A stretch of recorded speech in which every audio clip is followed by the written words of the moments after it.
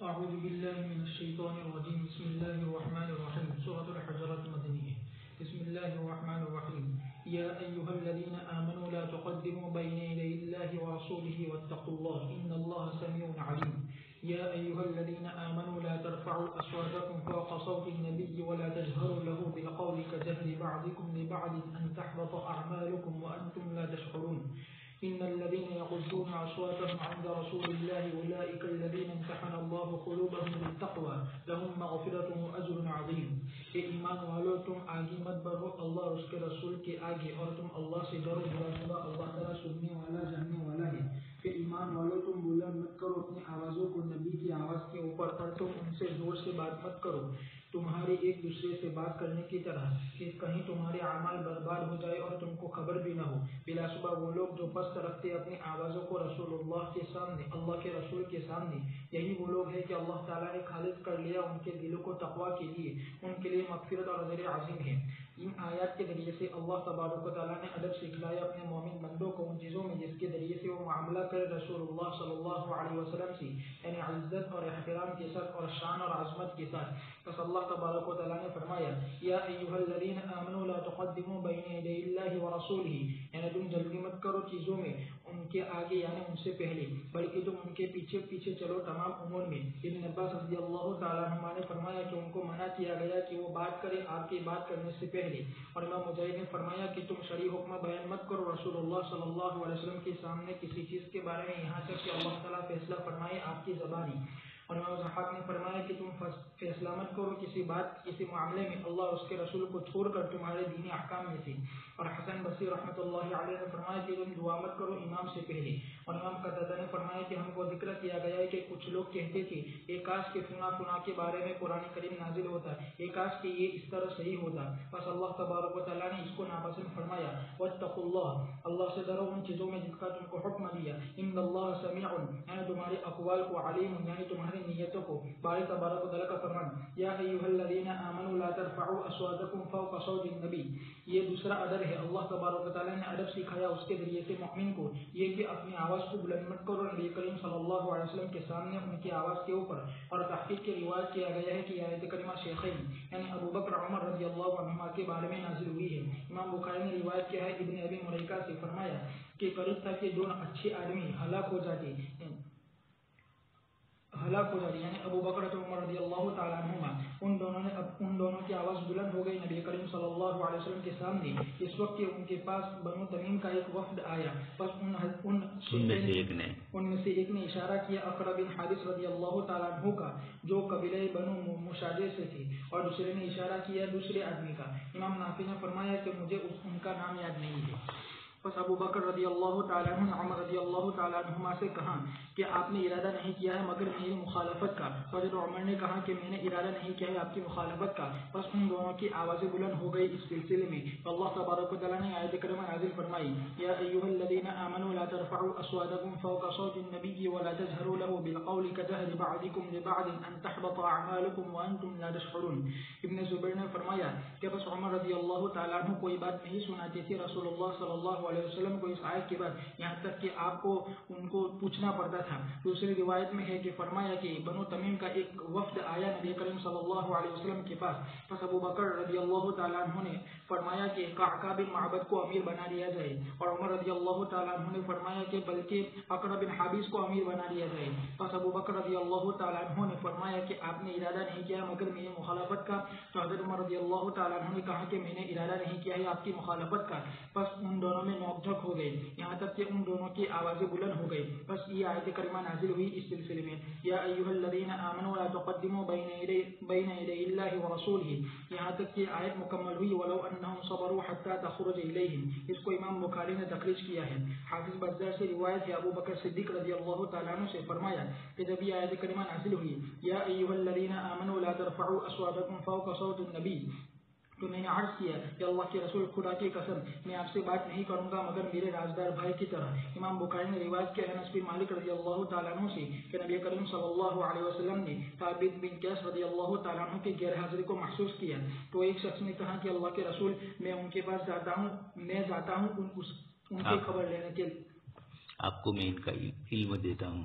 آپ کو میں ان کا علم دیتا ہوں۔ پھر وہ آیا، پھر اس آدمی نے ان کو ان کے گھر میں پایا کہ وہ اپنا سر جھکائے ہوئے ہے۔ بس اس آدمی نے ان سے کہا کہ تمہاری کیا حالت ہے؟ تو انہوں نے کہا کہ بہت بری بات ہے، اور ان کی آواز بلند ہو گئی تھی نبی کریم صلی اللہ علیہ وسلم کی آواز سے اوپر۔ بس تحقیق کے ان کے عمل حبط ہو گئے اور وہ جہنم والوں میں سے ہے۔ بس وہ آدمی نبی کریم صلی اللہ علیہ وسلم کے پاس آئے، پھر آپ کو بتلایا کہ انہوں نے ایسا کہا۔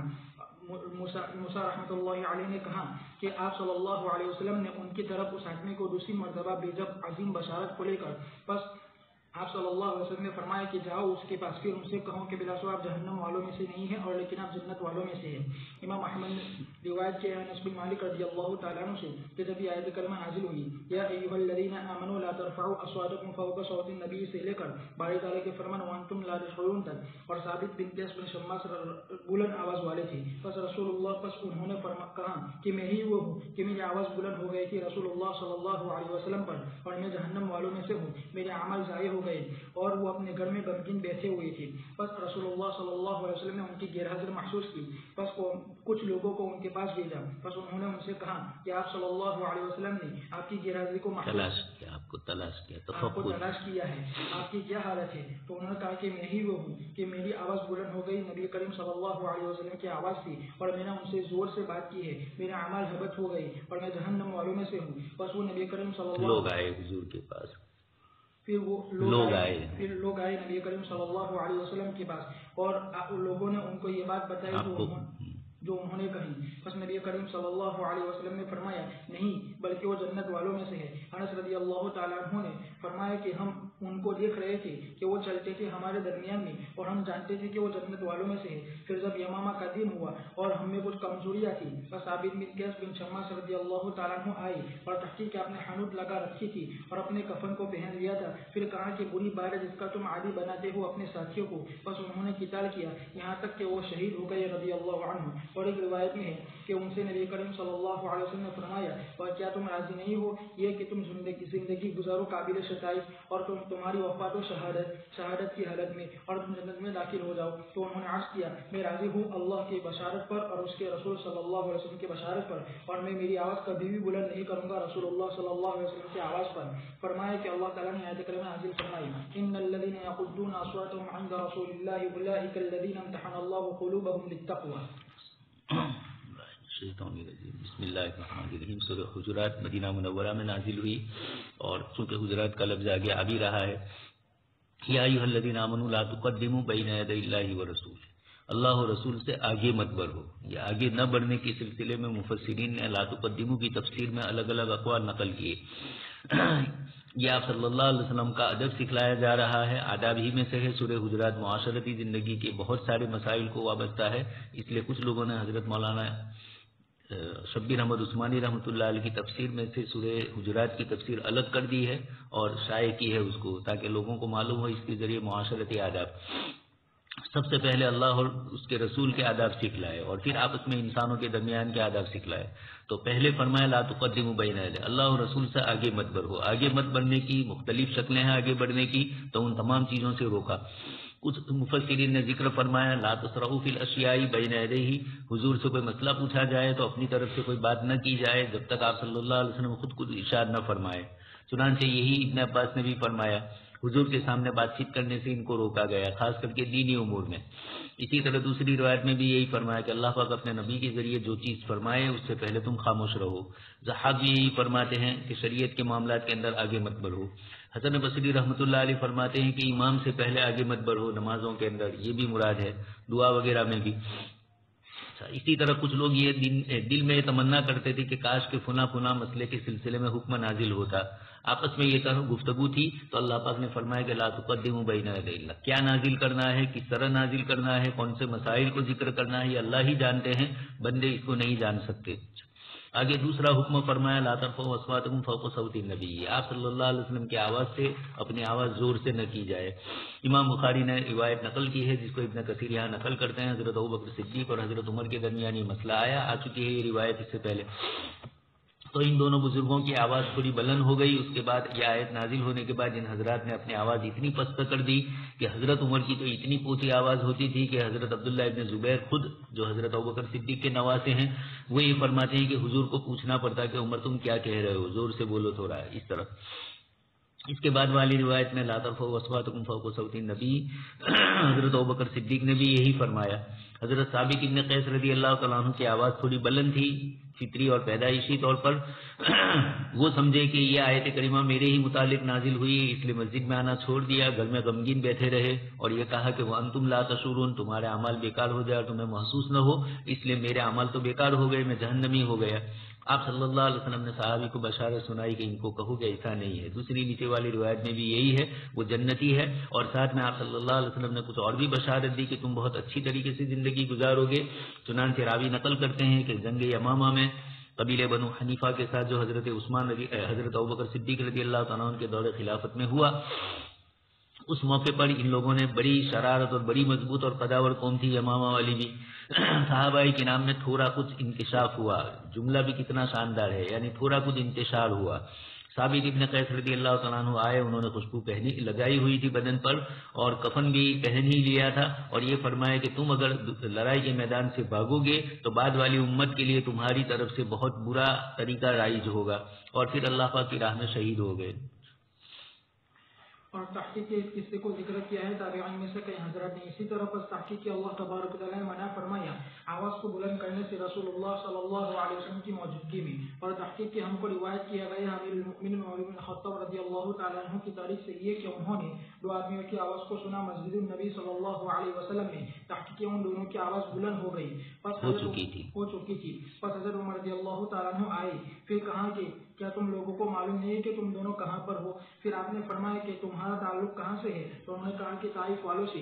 حضرت عمر نے فرمایا کہ اگر تم مدینہ والوں میں سے ہوتے تو میں ضرور تم کو سزا دیتا ماننے کے ذریعے سے. اور علماء نے فرمایا کہ آواز کو بلند کرنا مکروہ ہے آپ صلی اللہ علیہ وسلم کی قبر کے پاس, جیسا کہ مکروہ تھا آپ علیہ السلام کی زندگی میں, اس لیے کہ آپ محترم زندہ ہونے کی حالت میں بھی اور اپنی قبر میں بھی صلی اللہ علیہ وسلم ہمیشہ. پھر منع فرمایا آپ سے زور سے بات کرنے میں, جیسا کہ آدمی اپنے مخاطب سے بات کرتا ہے آپ کے علاوہ سے, بلکہ وہ بات چیت کرے سکون و وقار اور تعظیم کے ساتھ. اس لیے اللہ تبارک و تعالیٰ نے فرمایا وَلَا تَجْهَرُوا لَهُ بِالْقَوْلِ كَجَهْرِ بَعْضِكُمْ لِبَعْضٍ, جیسا کہ اللہ تعالیٰ نے فرمایا لَا تَجْعَلُوا دُعَاءَ الرَّسُولِ بَيْنَكُمْ كَدُعَاءِ بَعْضِكُمْ بَعْضًا. اور باری تبارک و تعالیٰ کا فرمان أَن تَحْبَطَ أَعْمَالُكُمْ وَأَنْتُمْ لَا تَشْعُرُونَ, یعنی بلا شبہ تم کو منع کیا گیا ہے آپ کے ساتھ تمہیں ہم نے روکا ہے, ہم نے تم کو روکا ہے آواز کو بلند کرنے سے آپ کے پاس, اس خوف سے کہ کہیں آپ ناراض نہ ہو جائے اس کی وجہ سے.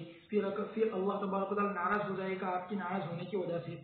پھر اللہ تبارک و تعالیٰ عمل کو برباد کر دے گا اس آدمی کو جو اللہ کو ناراض کر دے اور اس کو معلوم بھی نہ ہو. جیسا کہ صحیح حدیث میں آیا ہے کہ بلا شبہ آدمی ایک کلمہ بولتا ہے اللہ تعالیٰ کی رضا مندی کا, اور وہ اس کو کوئی اہمیت نہیں دیتا ہے مگر اس کے لیے اس کی وجہ سے لکھ دی جاتی ہے جنت. اور بلا شبہ آدمی ایک کلمہ بولتا ہے اللہ تعالیٰ کی ناراضگی کا, اس کو وہ کوئی اہمیت نہیں دیتا ہے, لیکن اسی کی وجہ سے وہ گرتا ہے جہنم میں اتنی دوری پر جتنی دوری آسمان و زمین کے درمیان ہوتی ہے. پھر اللہ تبارک و تعالیٰ نے آواز پست کرنے کی پھر اللہ تبارک و تعالیٰ نے آواز کو پست کرنے کی رہنمائی فرمائی آپ کے پاس اور ابھارا اس پر اور اس کی طرف رہنمائی فرمائی اور اس میں رغبت دلائی. پس فرمایا ان الذين يغضون اصواتهم عند رسول الله اولئك الذين امتحن الله قلوبهم للتقوى, یعنی ان کے دل کو تقوی کے لیے خالص کر دیا اور ان کو اہل اور اس کا محل بنا دیا. لهم مغفرة واجر عظیم. امام مجاہد سے روایت ہے کہ حضرت عمر رضی اللہ تعالیٰ عنہ کی طرف ایک خط لکھا گیا کہ امیر المؤمنین ایک آدمی ہے جو نہ گناہوں کی خواہش رکھتا ہے اور نہ اس پر عمل کرتا ہے, کیا یہ افضل ہے یا وہ آدمی جو گناہوں کی تو خواہش رکھتا ہے لیکن اس پر عمل نہیں کرتا ہے؟ تو حضرت عمر رضی اللہ تعالیٰ عنہ نے جواب میں خط لکھا کہ بلا شبہ وہ لوگ جو گناہوں کی خواہش رکھتے ہیں اور اس پر عمل نہیں کرتے ہیں یہی لوگ اس آیت کے مصداق ہے. اولئک الذین امتحن اللہ قلوبهم للتقوى لهم مغفرة واجر عظیم. حضرت عمر رضی اللہ تعالیٰ عنہ نے دو آدمیوں کو مسجد میں زور سے بات کرتے ہوئے دیکھا تو آپ نے منع کیا کہ تمہیں معلوم ہے کہ تم کہاں ہو. وہ طائف والے تھے, اگر مدینہ منورہ والے ہوتے تو ان کو سزا بھی دیتے. اسی بنیاد پر علماء کرام نے مسئلہ یہی ذکر کیا ہے اور یہی آیت وہاں روضہ اقدس پر لکھی ہوئی ہے ان الذین یغضون اصواتهم عند رسول اللہ والی. اور اب تک اہتمام ہوتا ہے. کچھ بڑے ہوئے حضرات ہوتے ہیں اور کچھ دوسرے حضرات ہوتے ہیں جو کچھ گانے وغیرہ شاعری وغیرہ بھی وہاں کرتے رہتے ہیں. کچھ لوگ وہ ہوتے ہیں جو سیدھا دعا اور آج کل کی سب سے بڑی مصیبت آئی ہے آپ صلی اللہ علیہ وسلم کے روضہ اقدس کی تصویر لینا. جس نبی نے پوری زندگی تصاویر سے منع کیا، انہی کے قبر کے پاس کھڑے ہو کر انہی کے سامنے اس طرح کی بدتمیزی یہ مناسب نہیں ہے، لیکن ہو رہی ہے. خیر، تو سکون اور وقار کے ساتھ مانگا جائے، اور عمومی ماحول تو وہی ہوتا ہے، سکون اور وقار ہی کا ہوتا ہے. کچھ لوگ اس قسم کے ہوتے ہیں سکون اور وقار سے دعا کرنی ہو تو پچھلے حصے میں چلا جانے کا قبلے کی دیوار کے ساتھ، تو وہاں بھیڑ بھاڑ کم ہوتی ہے. اچھا، تو لا تجعلوا دعاء الرسول بینکم کدعاء بعضکم بعضا. اللہ پاک فرماتے ہیں کہ جیسے عام انسانوں سے گفتگو ہوتی ہے، اللہ کے رسول صلی اللہ علیہ وسلم کے ساتھ اس طرح کی گفتگو نہ کی جائے، ورنہ اعمال بیکار ہو جائیں گے. روایت میں بھی فرمایا کہ ایک کلمہ آدمی اپنی زبان سے نکلتا ہے اور کوئی پتہ نہیں ہوتا ہے اس کو خود بھی کہ کتنا بڑا یہ ہے اور اللہ پاک نے میرے ذریعے کتنا بڑا کام کیا. دو آدمیوں کا جھگڑا ہے، معمولی سا اس نے جملہ کہا، دونوں آدمی رک گئے، اللہ تبارک تعالیٰ نے اسے ایک جملے سے اس آدمی کی بخشش کر دی. کبھی ایک ایسا جملہ بولتا ہے کہ سلگا دیتا ہے لوگوں کے درمیان اور کچھ پتہ اس کو نہیں ہوتا ہے، میں نے تو اتنا نہیں کہا تھا، میں نے تو یہی کہا تھا، لیکن ہوا وہ ہوا جو ہو جاتا ہے. حضرت عمر رضی اللہ تعالیٰ عنہ نے فرمایا کہ ایک آدمی، ان سے پوچھا گیا کہ ایک آدمی کو گناہ کی خواہش ہوتی ہے اور پھر وہ اس پر عمل نہیں کرتا ہے، وہ افضل ہے یا وہ آدمی جس کو گناہ کی خواہش ہی نہ ہوتی ہو؟ حضرت عمر نے فرمایا کہ خواہش ہونے کے بعد روکنا یہ امتحان ہوتا ہے اللہ پاک کا. إن الذين ينادونك من وراء الحجرات أكثرهم لا يعقلون ولو أنهم صبروا حتى تخرج إليهم لكان خيرا لهم والله غفور رحيم. بلا شبہ وہ لوگ جو آپ کو پکارتے ہیں حجروں کے باہر سے، ان میں سے اکثر عقل نہیں رکھتے ہیں، سمجھ نہیں رکھتے ہیں، اور اگر وہ صبر کرتے یہاں تک کہ آپ خود ان کے پاس باہر تشریف لے آتے تو یہ ان کے لیے بہتر ہوتا، اور اللہ تعالیٰ بہت زیادہ بخشنے والا نہایت رحم کرنے والا ہے. بلا شبہ اللہ تبارک و تعالیٰ مذمت بیان کرتے ہیں ان لوگوں کی جو آپ کو پکارتے ہیں کمروں سے باہر سے، اور حجرات سے مراد آپ کے ازواج مطہرات کے کمرے ہیں، جیسا کہ بیوقوف دیہاتی لوگ کرتے تھے. بس فرمایا اکثرهم لا يعقلون. پھر اللہ تبارک و تعالیٰ نے رہنمائی فرمائی ادب کی طرف اس میں. بس فرمایا اللہ تعالیٰ نے ولو انهم صبروا حتى تخرج اليهم لكان خيرا لهم. البتہ ان کے لیے اس میں بھلائی ہوتی اور مصلحت ہوتی دنیا میں اور آخرت میں. پھر اللہ تبارک و تعالیٰ نے فرمایا ان کو دعوت دیتے ہوئے توبہ کی طرف اور انابت کی طرف. واللہ غفور رحیم. اور تحقیق یہ ذکر کیا گیا ہے کہ یہ آیت کریمہ نازل ہوئی ہے اقرع بن حارث تمیمی رضی اللہ تعالیٰ عنہ کے بارے میں کہ انہوں نے رسول اللہ صلی اللہ علیہ وسلم کو آواز لگائی، بس انہوں نے کہا اے محمد اے محمد، اور ایک روایت میں ہے کہ یا رسول اللہ، بس آپ نے کوئی جواب نہیں دیا. بس انہوں نے پھر سے کہا اللہ کے رسول، یا رسول اللہ، بلا شبہ میری تعریف البتہ زینت ہے اور میری مذمت البتہ بری ہے. تو آپ نے فرمایا کہ یہ تو اللہ تبارک و تعالیٰ کی شان ہوتی ہے. حضرت برا سے روایت باری تعالیٰ کے اس فرمان ان الذین ینادونک من وراء الحجرات میں یہ فرمایا کہ ایک شخص رسول اللہ صلی اللہ علیہ وسلم کے پاس آیا، پھر اس نے کہا کہ محمد، بلا شبہ میری تعریف کرنا زینت ہے اور میری مذمت بیان کرنا برائی ہے. تو آپ صلی اللہ علیہ وسلم نے فرمایا کہ یہ تو اللہ تبارک و تعالیٰ کی شان ہے. اور زید بن ارقم رضی اللہ تعالیٰ عنہ سے روایت ہے، انہوں نے فرمایا کہ کچھ عرب میں سے کچھ لوگ جمع ہو گئے، پھر انہوں نے کہا کہ چلو ہمارے ساتھ اس شخص کی طرف، پھر اگر وہ نبی ہوگا تو ہم سب سے زیادہ سعادت مند ہوں گے لوگوں میں ان کے نزدیک، اور اگر وہ بادشاہ ہوگا تو ہم پلیں گے ان کے پرو تلے. زید بن ارقم رضی اللہ تعالیٰ عنہ نے فرمایا کہ پھر میں رسول اللہ صلی اللہ علیہ وسلم کے پاس آئے، پھر ان کو ساری بات بتا دی جو انہوں نے کہی. بس وہ لوگ نبی کریم صلی اللہ علیہ وسلم کے حجرے کے پاس آئے، بس وہ آپ کو آواز لگانے لگی اور اپنے کمرے میں کہ محمد محمد. بس اللہ تبارک و تعالیٰ نے آیت کریمہ نازل فرمائی ان الذین ینادونک من وراء الحجرات اکثرهم لا يعقلون. زید بن ارقم رضی اللہ تعالیٰ عنہ نے فرمایا کہ پس رسول اللہ صلی اللہ علیہ وسلم نے میرے کان کو پکڑا، پھر اس کو کھینچا، پھر آپ فرمانے لگے کہ البتہ تحقیق کہ اللہ تعالیٰ نے تیری بات کو سچ کر دکھایا اے زید، البتہ تحقیق کہ اللہ تعالیٰ نے تیری بات کو سچ کر دکھایا اے زید. ان الذین ینادونک من وراء الحجرات، یہ دیہاتی لوگ تھے، وہ آداب اور اصول سے واقف نہیں ہوتے تھے اور اجلاف بھی ہوتے تھے، سخت قلب بھی ہوتے تھے، اس لیے انہوں نے زور سے یا محمد آواز لگائی. صرف اتنا کہہ دیتے تو بھی دیہاتی پن سے معاف کر لیا جاتا، لیکن اقرع ابن حابس کے یا اور کسی کے جملے نقل کیے گئے، ایک روایت میں ان کا نام ہے، دوسری روایت میں ان کا نام نہیں ہے، اور انہوں نے کہا کہ میں کسی کی تعریف کروں تو یہ اس کے لیے باعث زینت ہوتا ہے، اور میں کسی کی مذمت کروں تو یہ اس کے لیے باعث شین اور تکلیف والی چیز ہوتی ہے. اللہ کے رسول صلی اللہ علیہ وسلم نے فرمایا کہ یہ شان تو اللہ پاک کی ہے کہ ان کا حال یہ ہے کہ وہ اگر بندے کی تعریف کرے تو بندے کے لیے زینت ہے اور مذمت کرے تو اس کے لیے ہلاکت ہے. پھر اس کے بعد زید بن ارقم رضی اللہ تعالیٰ عنہ کی روایت بھی نقل کی. لوگ جمع ہوئے اور انہوں نے کہا کہ چلو حضور کے پاس اگر نبی ہے تو ہم کامیاب ہو جائیں گے، اور اگر بادشاہ ہے تو پھر ہم ان کے یہاں کھائیں گے، پیئیں گے، پلیں گے. اللہ کے رسول کے پاس آ کر حضرت زید نے یہ بات بتلائی، آپ صلی اللہ علیہ وسلم نے ان کی بات سنی اور انہوں نے آ کر یہ آوازیں بھی لگائی حضور کے حجرے کے پاس.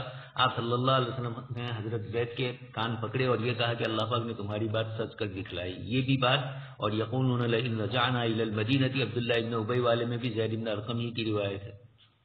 يا أيها الذين آمنوا إن جاءكم فاسق بنبأ فتبينوا أن تصيبوا قوما بجهالة فتصبحوا على ما فعلتم نادمين واعلموا أن فيكم رسول الله لو يطيعكم في كثير من الأمر لعنتم ولكن الله حبب إليكم الإيمان وزينه في قلوبكم وكره إليكم الكفر والفسوق والعصيان أولئك هم الراشدون فضلا من الله ونعمة والله عليم حكيم. اے ایمان والو، اگر تمہارے پاس آئے کوئی نافرمان شخص کوئی خبر لے کر تو تم اس کی تحقیق کرو، کہیں تم نقصان نہ پہنچا دو کسی قوم کو بے خبری میں، پھر تم پچھتانے لگو تمہارے کیے پر، اور جان لو کہ بلا شبہ تم میں اللہ کے رسول ہے. اور اگر وہ تمہاری بات ماننے لگے بہت سے امور میں تو البتہ تم مصیبت میں پڑ جاؤ گی، لیکن اللہ تبارک و تعالیٰ نے محبوب کر دیا ہے تمہارے لیے ایمان کو اور اس کو مزین کر دیا ہے تمہارے دلوں میں، اور ناپسندیدہ بنا دیا ہے تمہارے لیے کفر کو اور نافرمانی کو اور بدعملی کو. یہی لوگ ہیں کہ جو رشد و ہدایت والے ہیں. یہ اللہ تعالیٰ کی طرف سے فضل اور انعام ہے، اور اللہ تعالیٰ جاننے والا حکمت والا ہے. اللہ تبارک و تعالیٰ حکم فرماتے ہیں تحقیق کرنے کا فاسق کی خبر کے بارے میں تاکہ اس کے لیے احتیاط برتا جائے.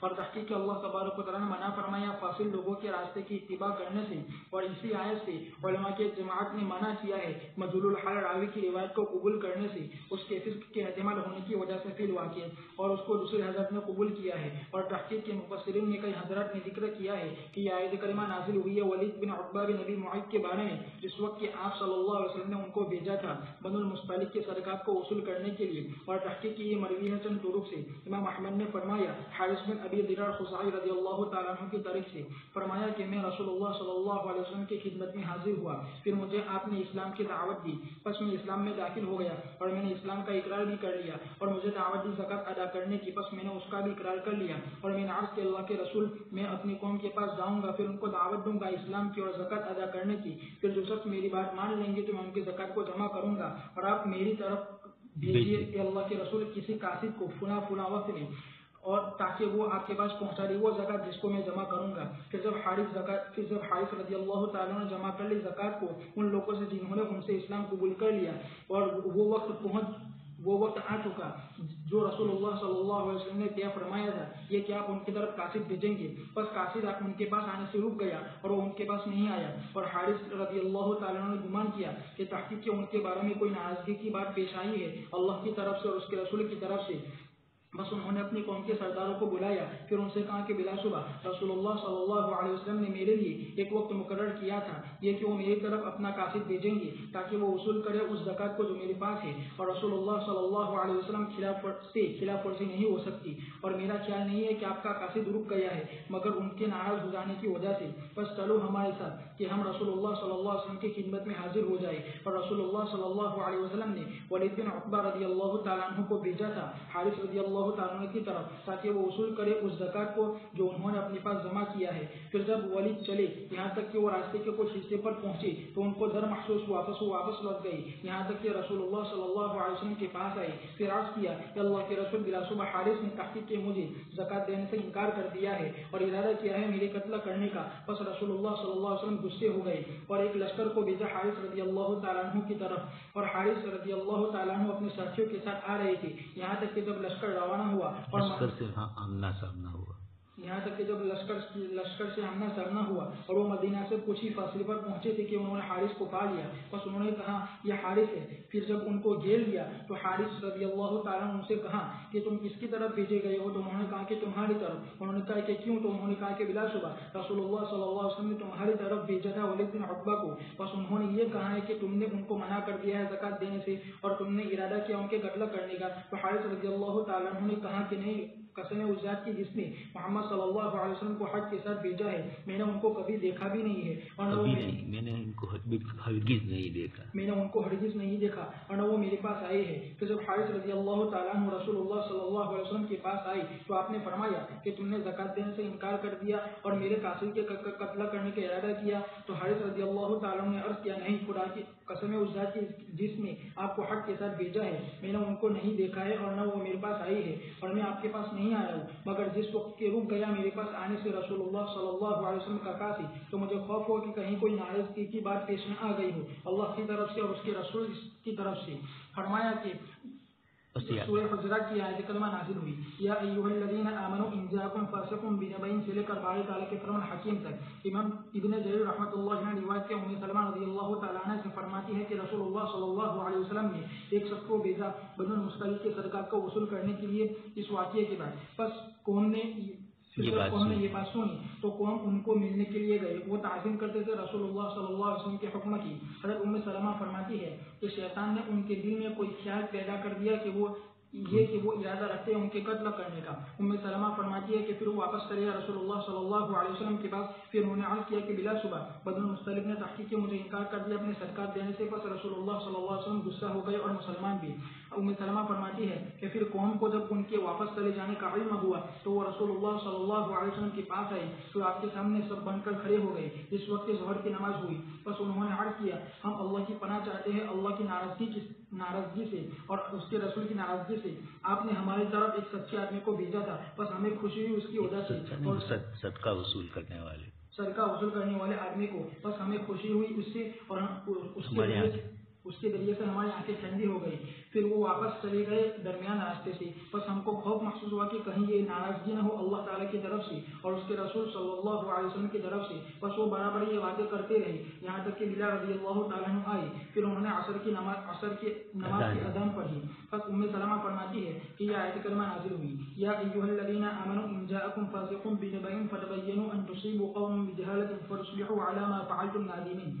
اور امام مجاہد امام قتادہ نے فرمایا کہ رسول اللہ صلی اللہ علیہ وسلم نے ولید بن عقبہ کو بھیجا تھا بنو المصطلق کی طرف تاکہ ان کا صدقہ وصول کرے، بس لوگ ان سے ملے صدقے کے ساتھ، پھر واپس چلے گئے۔ بس فرمایا کہ بلا صبح بنو المصطلق نے تحقیق کی آپ کے لیے لشکر کو تیار کیا ہے تاکہ آپ سے قتال کرے۔ امام قتادہ نے اضافہ کیا ہے کہ بلا صبح تحقیق کے وہ مرتد ہو گئے اسلام سے، بس رسول اللہ صلی اللہ علیہ وسلم نے بھیجا خالد بن ولید رضی اللہ تعالیٰ عنہ کو ان کے پاس اور ان کو حکم دیا یہ کہ وہ پہلے تحقیق کرے اور جلد بازی نہ کرے۔ بس حضرت خالد بن ولید گئے یہاں تک کہ ان کے پاس آئے رات کے وقت، بس انہوں نے اپنے جاسوس کو بھیجا، پھر جب وہ آئے اور انہوں نے خالد رضی اللہ تعالیٰ عنہ کو بتلایا کہ بلا صبح وہ تو اسلام کو مضبوطی سے تھامے ہوئی ہے، اور انہوں نے ان کی آواز اذان کو اور ان کی نماز کو سنا تھا۔ پھر جب صبح کا وقت ہوا تو خالد رضی اللہ تعالیٰ عنہ ان کے پاس آئے، پھر انہوں نے دیکھا وہ منظر جو ان کو بہت اچھا لگا، بس وہ رسول اللہ صلی اللہ علیہ وسلم کے پاس آئے، پھر ان سے پھر آپ کو سارا واقعہ بتلا دیا۔ بس اللہ تبارک و تعالیٰ نے یہ آیت کریمہ نازل فرمائی۔ اسی طرح سلف میں سے کئی حضرت نے ذکر کیا ہے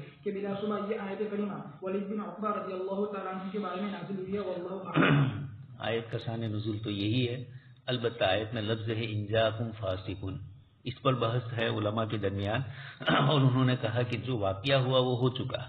یہاں آیت کریمہ میں اللہ تبارک تعالیٰ نے اس واقعے کے پیش آنے کے بعد اس آیت کو نازل کیا ہے، اس لیے آیت نے یہاں مطلق بتلایا کہ کوئی بھی آدمی فاسق آئے اور تمہیں کوئی خبر دے تو اس کی بات کا اعتبار ایک دم سے نہ کیا جائے۔ صحابی رسول حضرت ولید بن عقبہ رضی اللہ تعالیٰ عنہ پر فسق کا اطلاق یہاں نہیں ہو رہا ہے، اس لیے کہ کتاب اللہ کی اسی صورت میں وَلَٰكِنَّ اللَّهَ حَبَّبَ إِلَيْكُمُ الْإِيمَانَ وَزَيَّنَهُ، اور آگے ہے وَكَرَّهَ إِلَيْكُمُ الْكُفْرَ وَالْفُسُوقَ، تو فسوق کا لفظ تو صحابہ کرام سے اللہ نے دور کر دیا ہے، اس لیے آیت کریمہ میں مستقبل کی خبر دی جا رہی ہے، صحابی رسول صلی اللہ علیہ وسلم اس میں شامل نہیں ہے۔ البتہ جو واقعہ پیش آیا اس میں حضرت ولید بن عقبہ رضی اللہ تعالیٰ عنہ کی غلطی ہوئی، اس کا انکار نہیں، اور اللہ نے ان کے گناہوں کو معاف کر دیا۔ حضرت مفتی شفیع صاحب رحمۃ اللہ علیہ فرماتے ہیں کہ جہاں جہاں صحابہ کے واقعات قرآن نے ذکر کیے ہیں وہاں سیاق و سباق میں بخشش، مغفرت، رحم، اللہ نے معاف کر دیا، اس قسم کے جملے اللہ پاک نے قرآن کریم میں ذکر فرمائے ہیں۔ یہاں اس سے بڑھ کر وَلَٰكِنَّ اللَّهَ حَبَّبَ إِلَيْكُمُ الْإِيمَانَ اور اولئک الذین امتحن اللہ قلوبہم للتقوی، یہ بہت بڑے کلمے ہیں صحابہ کرام کے لیے، لیکن انہی کے ذریعے اس قسم کے امور انجام دیے گئے۔ مقام صحابہ میں حضرت مفتی شفیع صاحب رحمۃ اللہ علیہ نے بہت اچھی بات ذکر فرمائی کہ جو امور نبی کے مناسب تھے وہ تو اللہ کے رسول صلی اللہ علیہ وسلم سے انجام دیے گئے، لیکن انبیاء کرام علیہ السلام سے چوری نہیں ہو سکتی، انبیاء کرام سے زنا کاری نہیں ہو سکتی، تو یہ صحابہ کرام کے ذریعے اس کو کروایا تاکہ دین تکمیل والا ہو جائے، اور بعد میں کوئی یہ نہ کہے کہ اللہ کے رسول نے رجم نہیں کیا تو تم کیسے رجم کر سکتے ہو۔ اللہ کے رسول نے چور کے ہاتھ نہیں کاٹے تو تم کیسے کاٹ سکتے ہو؟ تو یہ اللہ تبارک تعالیٰ نے اس طرح کے کام نبیوں سے نہیں کروائے۔ حضرت مفتی شفیع صاحب کا تو تھوڑا تعبیر کا انداز بہت اچھا ہے کہ صحابہ نے اپنے آپ کو پیش کیا کہ دین کی تکمیل کے لیے اگر ہم سے یہ ہو جاتا ہے، چوری ہو جاتی ہے تو دین مکمل ہو رہا ہے، قیامت تک کے لیے چور کے ہاتھ کاٹے جائیں، یہ سنت ہمارے ذریعے جاری ہو، یہ اس پر خوشی محسوس کرتے تھے۔ حضرت یوسف علیہ السلام اور بنیامین کا بھی جو مسئلہ پیش آیا، اللہ تبارک تعالیٰ نے خود ہی اپنی حکمت بالغہ سے کروایا، اور حضرت یعقوب علیہ السلام کے دل میں محبت زیادہ ہو گئی تھی، اس محبت کا امتحان لینا تھا، جیسے یوسف سے لیا، بعد میں بنیامین ان کی مرکز توجہ بن گئے تو بنیامین کے ذریعے بھی لیا گیا۔ یہ اللہ تبارک تعالیٰ کا نظام ہے، اور اس کے اندر بظاہر حضرت بنیامین کو چور ثابت کیا گیا، لیکن حقیقت میں اللہ تبارک تعالیٰ کا جو نظام تھا، اسی لیے ما کان لیأخذ اخاہ فی دین الملک، بادشاہ کی حکومت کے اعتبار سے تو اس طرح کی سزا وہاں کے قانون میں نہیں تھی، اس لیے حضرت یوسف علیہ السلام کو اللہ پاک نے یہ کروایا ہے۔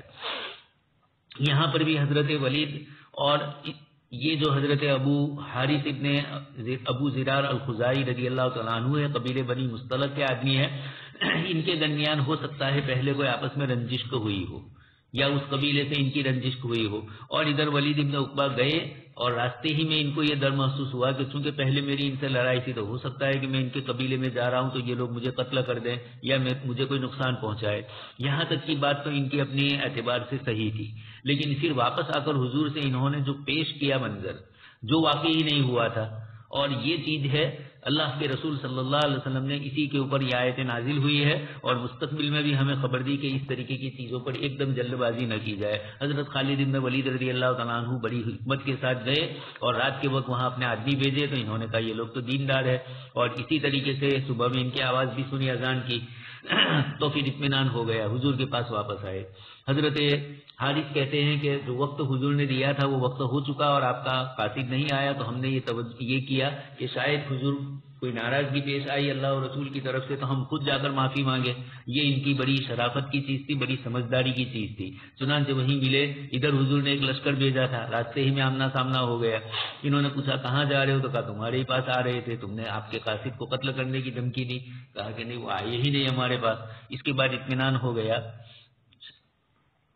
باری تبارک و تعالیٰ کا فرمان وَاعْلَمُوا أَنَّ فِيكُمْ رَسُولَ اللَّهِ، یعنی جان لو کہ بلا صبح تمہارے درمیان اللہ کے رسول ہے، بس تم ان کی عظمت کرو، ان کی عزت کرو، اور ان کے ساتھ ادب کے ساتھ پیش آؤ، اور ان کے حکم کی فرما برداری کرو، اس لیے کہ وہ تمہاری مصلحتوں کو زیادہ جاننے والے ہیں اور تم پر زیادہ شفیق ہے تمہارے مقابلے میں، اور ان کی رائے تم میں اتم ہے تمہاری رائے کے مقابلے میں تمہاری اپنی ذاتوں کے لیے۔ لو یطیعکم فی کثیر من الامر لعنتم، یعنی اگر تم ان کی اطاعت کرو گے، اگر وہ تمہاری بات مان لیں گے ان تمام چیزوں میں جس کو تم پسند کرتے ہو، تو یہ بات تم کو پہنچائے گی تمہاری مشقت اور تنگی کی طرف، جیسا کہ اللہ تبارک و تعالیٰ نے فرمایا وَلَوِ اتَّبَعَ الْحَقُّ أَهْوَاءَهُمْ لَفَسَدَتِ السَّمَاوَاتُ وَالْأَرْضُ وَمَنْ فِيهِنْ، اور باری تبارک و تعالیٰ کا فرمان وَلَكِنَّ اللَّهَ حَبَّبَ إِلَيْكُمُ الْإِيمَانَ وَزَيَّنَهُ فِي قُلُوبِكُمْ، یعنی اس نے محبوب بنا دیا تمہارے دلوں کے لیے اور اس کو عمدہ کر دیا تمہارے دلوں میں۔ انس رضی اللہ تعالیٰ عنہ سے روایت ہے، فرمایا کہ رسول اللہ صلی اللہ علیہ وسلم فرماتے تھے کہ اسلام ظاہر ہے اور ایمان دل میں ہے، پھر اپنے ہاتھ کے ذریعے سے اشارہ کیا اپنے سینے کی طرف 3 مرتبہ، پھر فرماتے ہیں کہ تقوی یہاں ہے اور تقوی یہاں ہے۔ وَكَرَّهَ إِلَيْكُمُ الْكُفْرَ وَالْفُسُوقَ وَالْعِصْيَانَ، یعنی تم سے ناپسند کر دیا کفر کو اور بدعملی کو، اور وہ بڑے بڑے گناہ ہے اور گناہوں کو اس سے مرد تمام گناہ ہے، اور یہ تجویز ہے نعمت کے کمال کے لیے۔ باری تبارک تعالیٰ کا فرمان اولئک هم الراشدون، یعنی جو حضرات ان صفات کے ساتھ متصف ہے، یہی وہ لوگ، یہی ہدایت یافتہ لوگ ہیں کہ جن کو اللہ تبارک و تعالیٰ نے اپنی رہنمائی سے سرفراز فرمایا۔ ابھی دفاع صورت سے روایت ہے، وہ اپنے والد سے روایت کرتے فرمایا کہ جب احد کا دن تھا اور مشرکین ٹوٹ پڑے تو رسول اللہ صلی اللہ علیہ وسلم نے فرمایا کہ تم سب بستہ کھڑے ہو جاؤ یہاں تک کہ میں میرے رب کی تعریف بیان کروں۔ بس لوگ آپ کے پیچھے سب بن کر کھڑے ہو گئے، بس آپ صلی اللہ علیہ وسلم نے یہ دعا فرمائی اللہم لک الحمد کلو اللہم لا قابض لما بسطت ولا باسط لما قبضت ولا هادي لمن اضللت ولا مضل لمن هديت ولا معطي لما منعت ولا مانع لما اعطيت ولا مقرب لما باعدت ولا مباعد لما قربت اللهم اوسط علينا من بركاتك ورحمتك وفضلك ورزقك اللهم اني اسالك النعيم المقيم الذي لا يحول ولا يزول اللهم اسالك النعيم يوم العيلة والامن يوم الخوف اللهم اني اعوذ بك من شر ما اعطيتنا ومن شر ما منعتنا اللهم حبب إلينا الإيمان وزينه في قلوبنا وكره إلينا الكفر والفسوق والعصيان واجعلنا من الراشدين. اللهم توفنا مسلمين وأحينا مسلمين والحقنا بالصالحين غير خزايا ولا مفتونين. اللهم قاتل الكفرة الذين يكذبون رسلك ويصدون عن سبيلك واجعل عليهم رجزك وعذابك. اللهم قاتل الكفرة الذين أوتوا الكتاب إله الحق. یا اللہ تمام تعریفیں تیرے ہی لیے ہے. یا اللہ کوئی تنگی کرنے والا نہیں جسے تو کشادہ کرے اور کوئی کشادہ کرنے والا ہے جسے تو تنگ کر دی اور کوئی ہدایت دینے والا ہے جسے تو گمراہ کر دی اور کوئی گمراہ ہونے والا نہیں جسے تو ہدایت دی اور کوئی گمراہ کرنے والا نہیں ہے جسے تو ہدایت دی اور کوئی عطا کرنے والا نہیں جسے تو منع کر دی اور کوئی منع کرنے والا نہیں جسے تو عطا کری اور کوئی قریب کرنے والا نہیں جس کو تو دور کر دی اور کوئی دور کرنے والا نہیں جسے تو قریب کر دی. یا اللہ تو کشادہ کر دے ہم پر اپنی برکتوں کو, رحمتوں کو, اپنی فضل کو اور اپنی رزق کو. یا اللہ میں تجھ سے سوال کرتا ہوں دائمی نعمت کا جو کبھی ختم نہ ہو اور زائل نہ ہو. یا اللہ میں تجھ سے سوال کرتا ہوں نعمت کا, تنگی کے دن اور امن کا, خوف کے دن. یا اللہ بلا صبح میں تمہاری پناہ چاہتا ہوں, میں آپ کی پناہ چاہتا ہوں اس چیز کے سر سے جو تو نے ہم کو دی ہے اور اس کے سر سے جو تو نے ہم کو نہیں دی ہے. یا اللہ تو ہمارے لیے محبوب بنا دے ایمان کو اور اس کو مزین کر دے ہمارے دلوں میں اور ناپسند کر دے ہمارے لیے کفر کو اور نافرمانی کو اور بدعملی کو اور ہم کو نیک لوگوں میں سے بنا دی. یا اللہ ہم کو وفات دے مسلمان ہونے کی حالت میں اور ہم کو زندہ رکھ مسلمان ہونے کی حالت میں اور ہم کو شامل فرما نیک لوگوں کے ساتھ اس حال میں کہ نہ رسوا ہو اور نہ فتنے میں مبتلا ہو. یا اللہ تو ان کافروں کو برباد کر دے جو آپ کے رسولوں کو جھٹلاتے ہیں اور روکتے ہیں آپ کے راستے سے. یا اللہ تو ان پر اپنا عذاب اور اپنی سزا نازل فرما. یا اللہ تو برباد کر دے ان کافروں کو جن کو کتاب دی گئی یہ معبود برحق. اور ایک حدیث مرفوع میں ہے کہ جس شخص کو اچھی لگے اپنی نیکی اور بری لگے اپنی برائی تو وہ مومن ہے. پھر اللہ تبارک و تعالیٰ نے فرمایا فضلا من اللہ و نعمہ, یعنی یہ وہ عطا ہے جو اللہ تعالیٰ نے تم کو عطا فرمائی ہے اور یہ فضل ہے اس کی طرف سے تم پر اور نعمت ہے اس کی طرف سے. اللہ علیم حکیم, یعنی جاننے والا ہے کہ کون مستحق ہدایت کا ان میں سے جو گمراہی کا مستحق ہے, اور حکیم ہے اپنے اقوال میں, اپنے افعال میں, اپنی شریعت میں, اپنی قدرت میں. وَعَلَمُوا أَنَّ فِيكُمْ رَسُولَ اللَّهِ, اللہ پاک فرماتے کہ اللہ کے رسول تمہارے درمیان میں ہیں, لہذا ان کی عظمت, ان کا وقار, ان کا احترام, ان کا ادب, ان سے محبت, تعلق وغیرہ سب چیزیں رکھی جائے. اس لیے کہ اس نبی کی صفت بھی ہے عزیز علیہ ما عنتم حریص علیکم بالمؤمنین رؤوف الرحیم. فإنه عالم, وہ تمہاری مصلحتوں کو زیادہ جانتے ہیں, تم پر زیادہ مشفق ہے, ان کی رائے تمہاری رائے کے مقابلے میں زیادہ اچھی ہے, اس لیے کہ وہ آراستہ ہے اللہ کے احکام سے. اور لو یطیعکم فی کثیر من الامر, تمہاری ہر بات میں اگر رسول تمہاری بات مان لے تو تم خود بھی مشقت میں پڑ جاؤ, تمہیں حرج اور تنگی میں ڈال دے. دوسری ایک آیت میں بھی اس کی طرف اشارہ فرمایا وَلَوِ اتَّبَعَ الْحَقُّ أَهْوَاءَهُمْ. مقاصد شریعت میں اس پر تفصیلی بحث ہوتی ہے. تتبع رخصتوں کو چاہنے والے اور اسی طریقے سے خواہشات کی پیروی کرنے والے, کتاب اللہ میں اللہ پاک نے خود فرما دیا ہے اور ایت من اتخذ الہہ ہوا, اپنی خواہش کو اپنا معبود بنا لے. امام شاطبی رحمۃ اللہ علیہ فرماتے ہیں دو لفظ ہے ہدایت اور ہوا.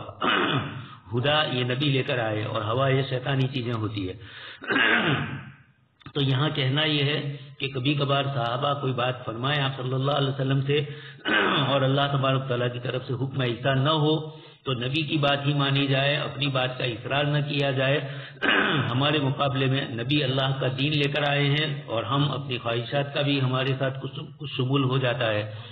اس لیے اللہ پاک نے صحابہ کے لیے تعریف فرمائی وَلَٰكِنَّ اللَّهَ حَبَّبَ إِلَيْكُمُ الْإِيمَانَ, اور یہ نبی کے ذریعے ملا ہے, تمہیں خود نہیں مل سکتا تھا. اس لیے اللہ نے تمہارے لیے ایمان کو پسند فرمایا اور تمہارے دلوں میں اس کی تزئین اور آراستگی فرمائی. یہ بہت بڑی چیز ہے. اسلام کا ظاہر سے تعلق ہے اور ایمان کا باطن سے تعلق ہے. آپ صلی اللہ علیہ وسلم نے سینے کی طرف اشارہ فرمایا التقویٰ ہاہنا, یہ بھی دوسری روایت میں بھی ہے. اور وَقَرَّ إِلَيْكُمُ الْكُفْرَ وَالْفُسُوقَ وَالْعِصْيَانَ, اس کو مفسرین نے ذکر کیا ابن کثیر نے کہ ہذا تدریج لکمال النعمہ, سب سے پہلے کفر سے ہٹایا, پھر بڑے گناہوں سے ہٹایا اور پھر عام چھوٹے چھوٹے گناہ ہیں ان سے بھی اللہ نے دور کر دیا, بلکہ کر رہا تمہارے دلوں میں اس کی ناپسندیدگی فرمائی. یہ عجیب ہے اللہ تبارک تعالیٰ کی طرف سے. جیسے یوسف علیہ السلام کے قصے میں بھی اللہ تبارک تعالیٰ نے ذکر فرمایا. مفسرین نے لکھا ہے مولانا ادریس کاندھلوی رحمۃ اللہ علیہ نے کہ 10 آیتیں ہیں سورہ یوسف میں جس میں حضرت یوسف علیہ السلام کی برات اور ان کے لیے اللہ کی پسندیدگی اور محبوبیت کو ذکر کیا. آپ کے لیے بھی ذکر فرمایا کہ اللہ پاک نے آپ کو گناہ کو فحشاء اور سوء کو آپ سے دور کر دیا اولئک هم الراشدون، صحابہ کرام کی فضیلت بتلائی کہ یہ اللہ پاک کی طرف سے رشد و ہدایت والے ہیں۔ صحابی رضی اللہ تعالیٰ عنہ فرماتے ہیں کہ جب احد کا دن ہوا اور مشرکین ہمارے اوپر غالب آ گئے، اس موقع پر آپ صلی اللہ علیہ وسلم نے صحابہ نے آپ کے پیچھے کھڑے ہو کر سب بستہ کھڑے ہوئے۔ اس موقع پر آپ صلی اللہ علیہ وسلم نے جو دعا فرمائی تھی، اس دعا میں اللہم حبب الینا الایمان وزینہ فی قلوبنا اور وکرہ الینا الکفر آیت کے مناسب دعا ہے، اس لیے اس کو یہاں ذکر کیا۔ وإن طائفتان من المؤمنين اقتتلوا فأصلحوا بينهما فإن بغت إحداهما على الأخرى فقاتلوا التي تبغي حتى تفيء إلى أمر الله فإن فاءت فأصلحوا بينهما بالعدل وأقسطوا إن الله يحب المقسطين إنما المؤمنون إخوة فأصلحوا بين أخويكم واتقوا الله لعلكم ترحمون۔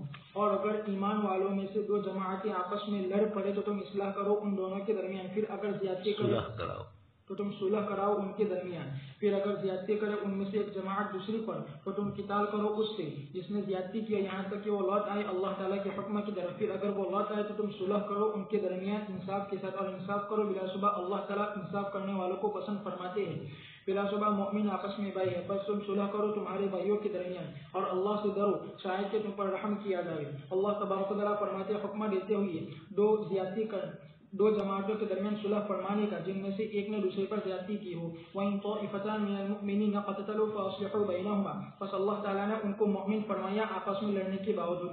اسی کے ذریعے سے استدلال کیا امام بخاری وغیرہ نے اس بات پر کہ انسان ایمان سے نہیں نکلتا ہے گناہ کرنے کی وجہ سے اگرچہ وہ کتنا ہی بڑا کیوں نہ ہو۔ ایسا نہیں ہے جیسا کہ خوارج اور معتزلہ اس کو کہتے ہیں۔ اسی طرح ثابت ہے کہ رسول اللہ صلی اللہ علیہ وسلم نے خطبہ فرمایا ایک دن اور آپ کے پاس منبر پر حسن ابن علی رضی اللہ تعالیٰ عنہما تھے، پس آپ کبھی تو ان کی جانب دیکھتے تھے اور کبھی لوگوں کی طرف دیکھتے تھے اور فرماتے تھے کہ بلا شبہ میرا یہ بیٹا سردار ہے، شاید اللہ تبارک و تعالیٰ اس کے ذریعے سے صلح فرما دیں گے دو بڑی جماعتوں کے درمیان مسلمانوں میں سے۔ بس ایسا ہی ہوا جیسا کہ آپ صلی اللہ علیہ وسلم نے فرمایا تھا کہ اللہ تعالیٰ نے ان کے ذریعے سے صلح کرائی اہل شام اور اہل عراق کے درمیان طویل لڑائیوں کے بعد اور ناپسندیدہ واقعات کے بعد۔ باری تبارک و تعالیٰ کا فرمان فَإِن بَغَتْ إِحْدَاهُمَا عَلَى الْأُخْرَى فَقَاتِلُوا الَّتِي تَبْغِي حَتَّى تَفِيءَ إِلَى أَمْرِ اللَّهِ، یہاں تک کہ وہ لوٹا ہے اللہ اس کے رسول کے حکم کی طرف اور حق کو سننا اور اس کی اطاعت کرے۔ جیسا کہ صحیح حدیث میں ثابت ہے کہ تم اپنے بھائی کی مدد کرو خواہ وہ ظالم ہو یا مظلوم ہو۔ پوچھا گیا کہ اللہ کے رسول صلی اللہ علیہ وسلم میں مظلوم کی تو مدد کروں گا، بس میں کیسے ظالم کی مدد کروں؟ تو آپ صلی اللہ علیہ وسلم نے فرمایا کہ تم اس کو روکو ظلم سے، بس یہی تمہارا اس کی مدد کرنا ہوا۔ امام احمد نے روایت کیا انس رضی اللہ تعالیٰ عنہ سے فرمایا کہ نبی کریم صلی اللہ علیہ وسلم سے کہا گیا کہ کیا یہ اچھا ہوتا کہ آپ جاتے عبداللہ بن ابی کے پاس، بس آپ اس کی طرف بس نبی کریم صلی اللہ علیہ وسلم اس کے پاس گئے اور آپ گدھے پر سوار تھے اور مسلمان بھی آپ کے ساتھ چلنے لگے اور وہ سونے والی زمین تھی۔ پھر جب نبی کریم صلی اللہ علیہ وسلم اس کے پاس آئے تو اس نے کہا کہ تم مجھ سے دور رہو، خدا کی قسم البتہ تحقیق کہ مجھے تکلیف پہنچائی ہے تمہارے گدھے کی بو نے۔ تو انصار میں سے ایک آدمی نے کہا کہ خدا کی قسم البتہ رسول اللہ صلی اللہ علیہ وسلم کے گدھے کی خوشبو زیادہ پسندیدہ تیری بدبو کے مقابلے میں۔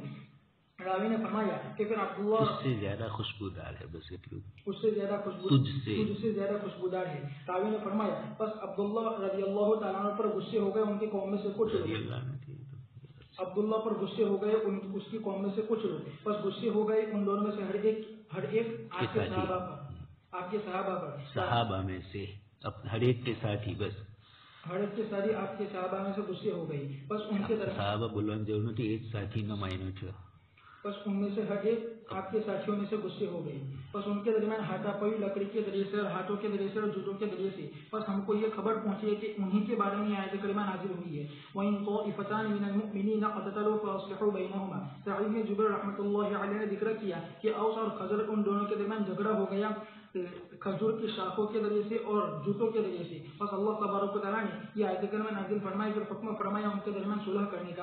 امام سدی نے فرمایا کہ انصار کا ایک شخص تھا جس کو عمران کہا جاتا تھا، اس کی ایک بیوی تھی جس کو ام زید کہا جاتا تھا، اور بلا شبہ بیوی نے ارادہ کیا تھا یہ کہ وہ اپنے گھر والوں کی زیارت کرے، بس اس کے شوہر نے اس کو روک لیا اور اس کو اپنے اوپر کے بالا خانے میں بند کر دیا کہ تاکہ داخل نہ اس کے پاس اس کے گھر والوں میں سے کوئی بھی، اور بلا شبہ بیوی نے پیغام بھیج دیا اپنے گھر والوں کی طرف، بس وہ اس کی قوم کے لوگ آئے اور انہوں نے اس کو بالا خانے سے اتارا تاکہ وہ لے جائے اپنے ساتھ، اور بلا شبہ وہ آدمی جو تھا تو وہ نکلا، بس اس نے اپنے لوگوں سے مدد مانگی، بس اس کی چچا کی بیٹی آ گئی تاکہ وہ روک دے حائل ہو جائے عورت کے درمیان اور اس کے گھر والوں کے درمیان، پھر وہ ان کو دور کرے اور آپس میں ان میں لڑائی ہوئی، پھر ان میں لڑائی ہوئی اور وہ مارنے لگے جوتوں کے ذریعے سے. پس ان کے بارے میں آیت کریمہ نازل ہوئی.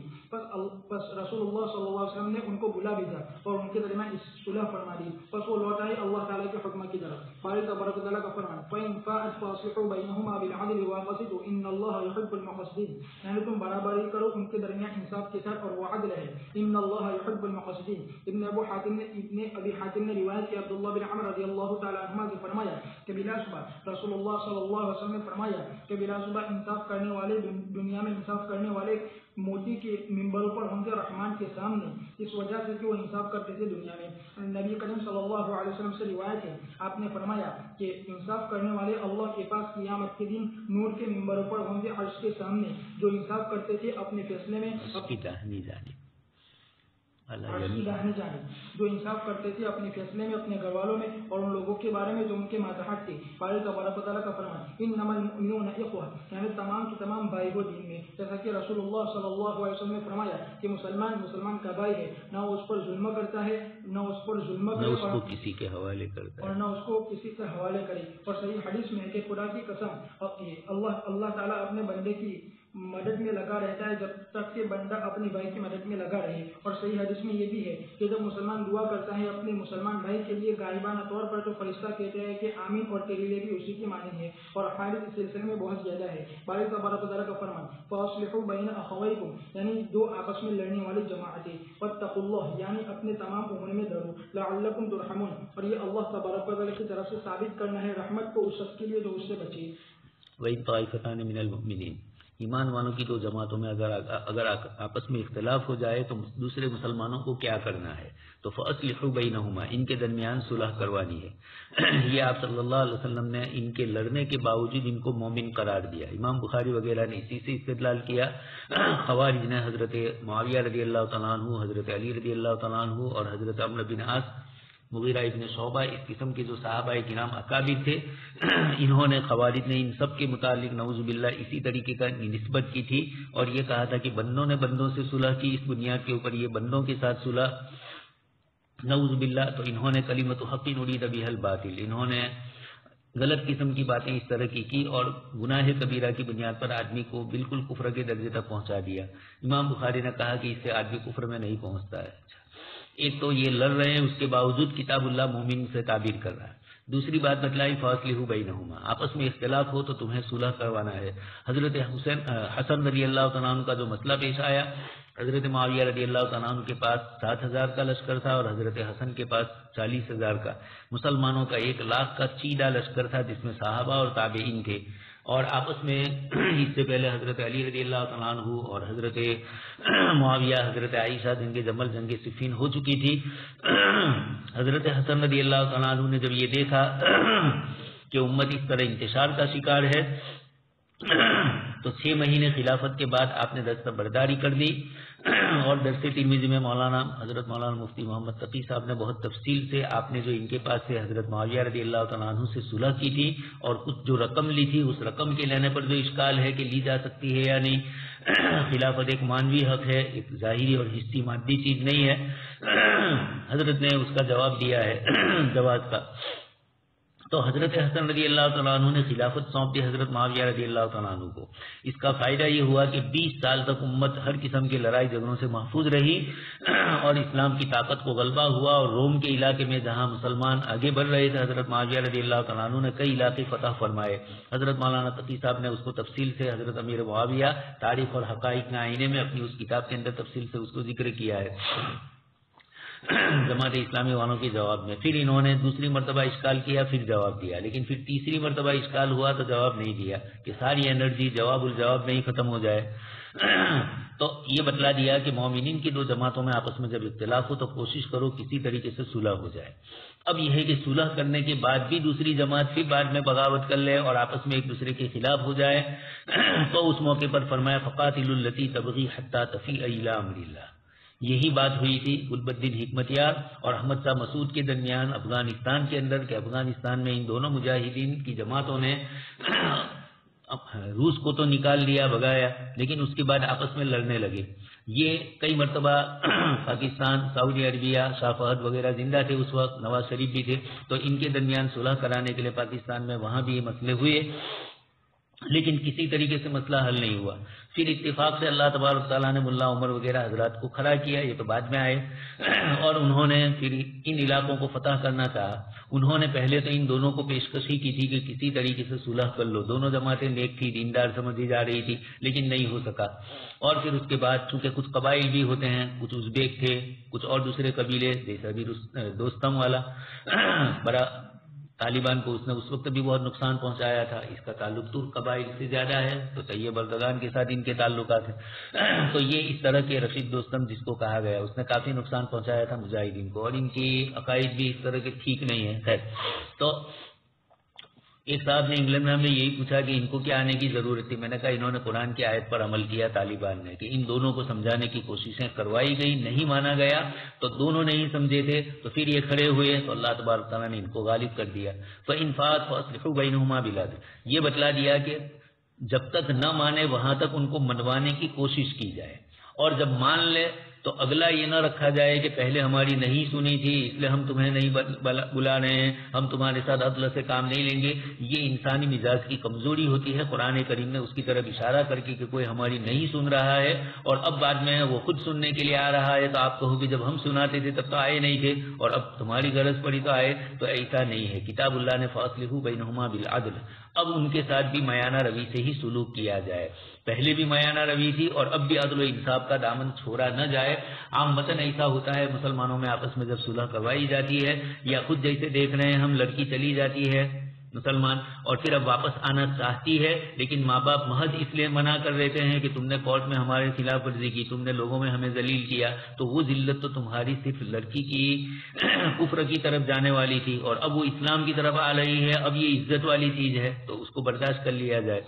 انما المؤمنون اخوہ، آگے اللہ تبارک تعالیٰ نے ذکر فرمایا کہ مومنین آپس میں بھائی بھائی ہے، لہذا آپس میں بھائیوں کے درمیان صلح کروائی جائے. چنانچہ اوس اور خزرج کے درمیان کئی مرتبہ اس طرح کے واقعات پیش آئے. عبداللہ ابن ابی نے بھی اس مسئلے میں دلچسپی لی، اور اسی طریقے سے ایک یہودی تھا شماس ابن قیس کر کے، اس کے بھی یہ دھندے تھے. اس نے بھی اوس اور خزرج کی جو پرانی لڑائیاں تھیں اس کے اشعار، اوس کی جماعت چھوٹی ہوتی اور خزرج والے زیادہ ہوتے تو وہاں خزرج والوں کی تعریف والی بات کرتا، اور جہاں اوس والے زیادہ ہوتے وہاں ان کے اشعار پڑھتا، اور اس طرح ان کے درمیان اختلاف کرواتا. چنانچہ اس طرح صحابہ کے درمیان ہوا. اللہ کے رسول کو پتہ چلا تو دوڑتے ہوئے آئے اور یہ فرمایا کہ میں تمہارے درمیان میں ہوں، اور یہ جاہلیت والی باتیں، یہ عصبیت والی باتیں. اور پھر اس کے بعد آپ صلی اللہ علیہ وسلم نے صحابہ کے درمیان صلح کروائی. آپ کی موجودگی میں کچھ ہاتھوں پائی بھی ہوئی، جیسے عبداللہ ابن ابی کی مجلس میں بھی ہوئی تھی، آ چکی ہے مغازی میں یہ روایت. اور اسی طریقے سے یہ اوس اور خزرج کی جماعت میں بھی اس طریقے سے ہوا تھا. اسی طرح ایک واقعہ انہوں نے بھی ذکر کیا کہ ایک عورت تھی، میاں بیوی کے درمیان جھگڑا ہوا تو شوہر نے اس کو اوپر بند کر دی. گھر والوں کو پتا چلا تو اس کو لینے کے لیے آئے، تو آپس میں پھر ان رشتے داروں کے درمیان چلی. تو وہ بھی تو مسلمان ہی تھے، چاہے ایک ہی قبیلے کے ہو چاہے الگ الگ، لیکن شماس ابن قیس اس طرح کرتا رہتا تھا. تو قرآن کریم نے وَاذْكُرُوا نِعْمَتَ اللَّهِ عَلَيْكُمْ إِذْ كُنْتُمْ أَعْدَاءً فَأَلَّفَ بَيْنَ قُلُوبِكُمْ، اسی کے جواب میں اللہ پاک نے شان نزول اس کا یہی ہے. تو ایمان والوں کا آپس میں متفق رہنا یہ اللہ پاک کا انعام ہے. آپس میں بھائی چارگی قائم کرنا یہ بھی اللہ تبارک تعالیٰ کی طرف سے. المقسطون، انصاف کرنے والے. انما المؤمنون اخوہ، مومنین آپس میں بھائی بھائی ہے، اپنے بھائی پر ظلم نہیں کرتا ہے، کسی دوسرے کے حوالے اس کو نہیں کرتا ہے. يا أيها الذين آمنوا لا يسخر قوم من قوم عسى أن يكونوا خيرا منهم ولا نساء من نساء عسى أن يكون خيرا منهن ولا تلمزوا أنفسكم ولا تنابزوا بالألقاب بئس الاسم الفسوق بعد الإيمان ومن لم يتب فأولئك هم الظالمون. ایمان والو، ایک قوم دوسری قوم کا تمسخر نہ کرے. ہو سکتا ہے کہ وہ بہتر ہو ان کے مقابلے میں، اور نہ عورتیں دوسری عورتوں کی. ہو سکتا ہے کہ وہ بہتر ہو ان کے مقابلے میں، اور تم ایک دوسرے پر عائد نہ لگاؤ اور نہ ایک دوسرے کو برے القاب سے پکارو. برا نام گنہگاری ہے ایمان کی بات، اور جو شخص توبہ نہ کرے تو یہی لوگ ظلم کرنے والے ہیں. اللہ تبارک و تعالیٰ منع فرماتے ہیں لوگوں کا مذاق کرنے سے، اور وہ ان کو حقیر سمجھنا، ان کا مذاق اڑانا ہے. جیسے صحیح حدیث میں ثابت ہے رسول اللہ صلی اللہ علیہ وسلم سے کہ آپ نے فرمایا کہ تکبر نام ہے حق سے مور جانے کا اور لوگوں کو حقیر سمجھنا، اور اس کے مراد ان کو حقیر سمجھنا، ان کو خدا سمجھنا ہے، اور یہ حرام ہے. اس لیے کہ کبھی حقیر اللہ تبارک و تعالیٰ کے نزدیک بڑے مرتبے والا ہوتا ہے اور اللہ کے نزدیک زیادہ پسندیدہ ہوتا ہے اس کی مذاق اڑانے والے کے مقابلے میں اور اس کو حقیر سمجھنے والے کے مقابلے میں. اس لیے اللہ تبارک و تعالیٰ نے فرمایا یا ایھا الذین آمنوا لا یسخر قوم من قوم عسى ان یکونوا خیرا منهم ولا نساء من نساء عسى ان یکن خیرا منهن. بس صراحت بیان فرما دی اور مردوں کو منع کرنے پر عرض کیا عورتوں کے منع کرنے پر. باری تبارک و تعالیٰ کا فرمان ولا تلمزوا انفسکم یعنی تم لوگوں پر عیب جوئی نہ لگاؤ اور عیب گیری کرنا اور لوگوں کی نکتہ چینی کرنے والے مذموم ہیں اور ملعون ہیں. جیسا کہ اللہ تبارک و تعالیٰ نے فرمایا ویل لکل ہمزہ لمزہ تو عیب گیری کرنا فعل کے ساتھ ہوتا ہے اور عربی بولو ہمز فعل کے الہمز فعل کے ساتھ ہے اور لمز قول کے ساتھ ہے. جیسا کہ اللہ تبارک و تعالیٰ نے فرمایا حماد مشاء بنمیم. ابن عباس امام مجاہد نے فرمایا ولا تلمزوا انفسکم یعنی تم ایک دوسرے پر طعنہ زنی نہ کرو. باری تبارک و تعالیٰ کا فرمان ولا تنابزوا بالالقاب یعنی تم برے القاب سے نہ پکارو اور وہ القاب کے شخص اس کا سننا برا لگے. امام شعبی رحمۃ اللہ علیہ نے فرمایا کہ مجھ سے ابو زبیرہ بن سحاق رحمۃ اللہ علیہ نے حدیث بیان کی کہ ہم بنو سلمہ کے بارے میں یہ آیت کریمہ نازل ہوئی ہے ولا تنابزوا بالالقاب. فرمایا کہ رسول اللہ صلی اللہ علیہ وسلم مدینہ تشریف لائے اور ہم میں سے کوئی شخص نہیں تھا مگر اس کے 2 یا 3 نام تھے. پھر جب آپ پکارتے ان میں سے کسی ایک کو ان ناموں میں سے کسی ایک نام کے ذریعے سے تو لوگ کہتے کہ اللہ کے رسول صلی اللہ علیہ وسلم بلا شبہ وہ اس سے ناراض ہوتا ہے. پس یہ آیت کریمہ نازل ہوئی ولا تنابزوا بالالقاب. باری تبارک و تعالیٰ کا فرمان بئس الاسم الفسوق بعد الایمان یعنی بری صفت اور برا نام اور وہ برے القاب سے پکارنا ہے جیسا کہ زمانہ جاہلیت والے. بئس الاسم الفسوق فسق برا نام ہے ایمان کے بعد. فسق برا نام ہے ایمان کے بعد یعنی بری صفت اور برا نام اور وہ برا فسق ہے بری صفت اور برا نام اور یہ ایک دوسرے کو برے القاب سے پکارنا ہے جیسا کہ جاہلیت والے منہ چڑھاتے تھے باہر اس کے کہ تم اسلام میں داخل ہو گئی اور تم نے اس کو خوب سمجھا. ومن لم یتب یعنی جو اس سے نہ بچے فاولئک هم الظالمون. یا ایھا الذین آمنوا لا یسخر قوم من قوم. تمسخر یہ حقیقت میں تکبر ہوتا ہے چاہے لوگ اس کو سمجھ نہیں پاتے ہیں. یہ بہت خفی بیماری ہے ام الامراض اس کو کہا گیا ہے. جب ایک آدمی دوسرے آدمی کا مذاق کرتا ہے تو اس موقع پر اس کے دل کے اندر اس کے سلسلے میں تھوڑی حقارت ہوتی ہے. دوستوں میں آپس میں جب مزاح اور مذاق کا مسئلہ چلتا ہے اس وقت بھی ہلکی سی ایک بو ہوتی ہے لیکن آدمی اس کو محسوس نہیں کر سکتا. اسی لیے فرمایا کہ کسی اللہ والے کے سامنے جب تک جوتیاں ٹھیک ان کی نہیں کریں گے مراد اپنی اصلاح کے لیے اور وہ بھی تھوڑے سخت ہو وہاں تک آدمی کی اصلاح اور درستگی نہیں ہوتی ہے. یہ کبر ایسی چیز ہے جو سب سے اخیر میں نکلتا ہے جلدی سے نکلتا نہیں ہے. اللہ تبارک تعالیٰ نے یہ چیز رکھی ہے اسی کہ آدمی غیر شعوری طور پر بھی کبر کرتا ہے تکبر کرتا ہے اور خود اس کو محسوس نہیں ہوتا ہے کہ میں کبر کر رہا ہوں. اس لیے تمسخر سے منع کیا. عامةً دیکھا جاتا ہے کہ آدمی دوسروں کا مذاق کرتا ہے لیکن جب اس کا مذاق کیا جاتا ہے تو اس کو برا لگتا ہے. یہ دلیل ہے کہ پھر آپ کسی کا کیوں مذاق کر رہے ہیں. عسیٰ ان یکونوا خیرا منہم. اچھا مردوں کو اور عورتوں کو دونوں کو الگ الگ حکم دیا. معاشرتی زندگی کا مسئلہ ہے اس لیے اللہ پاک نے ورنہ عربی زبان کے اعتبار سے مردوں کی زندگی میں عورتیں بھی آ گئی تھی لیکن یہ اور اسی طریقے سے معاشرتی زندگی کا دوسرا مسئلہ ایک دوسرے کی طرف بد نظری کرنا. کتاب اللہ نے یا قل للمؤمنین یغضوا اور وقل للمؤمنات یہاں پر بھی اس طریقے سے فرمایا. اس کا یہ مطلب نہیں ہے کہ عورتیں مردوں کا مذاق کر سکتی ہے اور مرد عورتوں کا مذاق کر سکتا ہے. تصور ہی نہیں ہے کہ مرد عورت سے مذاق کرے اور عورتیں مردوں کا مذاق کرے. یہ جو ہمارے معاشرے کے اندر چل رہا ہے یہ چیزیں شرعی نہیں ہے. عسیٰ ان یکون خیرا منہن. علت بہت شاندار بتلائی.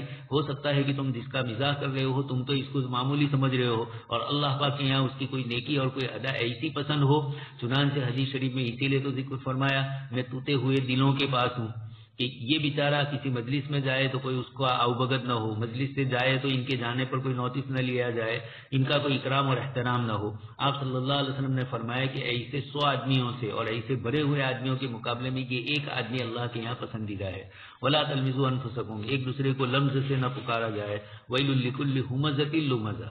تفسیر میں فرمایا کہ ہمز کا تعلق پورا کا پورا فعل سے عمل سے ہوتا ہے اور جو قول سے ہوتا ہے اس کو لمزہ کہا جاتا ہے. یہ دونوں چیزیں ہیں دونوں سے منع کیا. آپ صلی اللہ علیہ وسلم کی ازواج مطہرات میں سے ایک زوجہ محترمہ نے دوسری ایک عورت کے متعلق ان کا تھینگنا پر بتلانے کے لیے ہاتھ سے اشارہ کیا کہ اتنا کافی ہے. آپ نے فرمایا کہ تم نے ایک ایسا جملہ کہا اگر وہ سمندر میں ڈالا جائے تو سارا کا سارا کڑوا ہو جائے. اتنا خطرناک ہے. ولا تلمزوا انفسکم. تو ایک دوسرے کو طعنہ زنی اور اس طرح کی چیزیں نہ ہو اور اسی طریقے سے برے القاب سے پکارا بھی نہ جائے.